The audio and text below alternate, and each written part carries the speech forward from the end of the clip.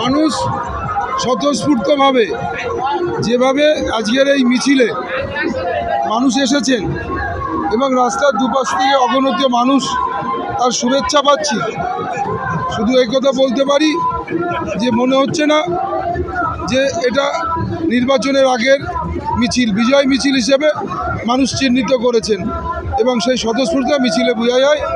যে এই নির্বাচনে মমতা বন্দ্যোপাধ্যায়ের হাতকে শক্ত করবার জন্যে বাংলার আপামর মানুষ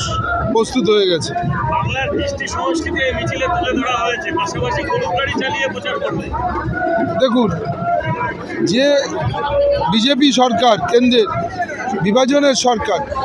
দ্রব্যমূল্য বৃদ্ধি পেয়েছে, ডিজেল, কেরোসিন, পেট্রোলের দাম ঊর্ধ্বমুখী হয়েছে, স্বাধীনতার পরে এত বাড়েনি, যা এই সরকার আমলে বাড়িয়েছে। চাষিরা চাষ করতে পারছেন এবং সারের ভর্তি